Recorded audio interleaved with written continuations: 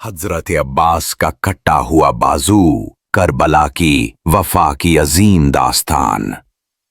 Karbala की तपती रेत पर जहां एक तरफ भूख प्यास और जुल्म की इंतहा थी, वहीं एक हस्ती थी जो वफा का पहाड़ थी, जिसे दुनिया बाबुल हवाइज कहती है, जिसका नाम था हजरत अब्बास इब्ने अली। खेमे के अंदर बच्चों की सिसकियां गूंज रही थीं, छोटी सी सकीना मां की आगोश में बलक रही थी। प्यास से होंठ खुश्क, आंखों में आंसू, सकीना ने आहिस्ता कहा, चाचा मुझे पानी ला दो। अब्बास का दिल कांप गया, मगर चेहरे पर सुकून था, क्योंकि ये रास्ता वफा का रास्ता था। इमाम हुसैन ने इजाजत दी। अब्बास ने अल्म थामा, मुशक कांधे पर रखी और निदा दी, लब्बैक या हुसैन।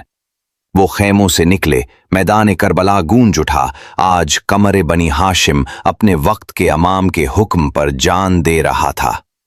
हजरत अब्बास दुश्मन की सफों को चीरते हुए फरात तक पहुंच गए। पानी सामने था, प्यास लगी थी, मगर जब हाथ पानी की तरफ बढ़ा तो रुक गए। कैसे पी लूं जबकि सकीना प्यासी है। पानी वापस डाला, मुश्क भरी और वापसी की तरफ बढ़े।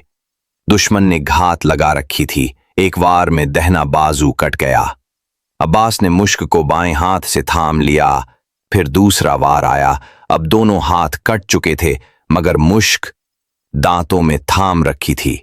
एक तीर आया और मुश्क को फाड़ दिया। फिर नेजा आया और सर पर वार हुआ। कमरे बनी हाशिम जमीन पर आ गए। आखिरी आवाज थी, ए भाई, अपनी भाई की मदद कीजिए। इमाम हुसैन दौड़े चले आए।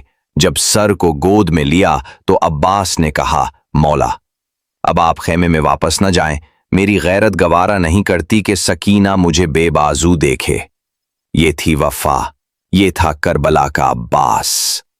कमरे बनी हाशिम, वो सितारा जो करबला की रात में सबसे रोशन था।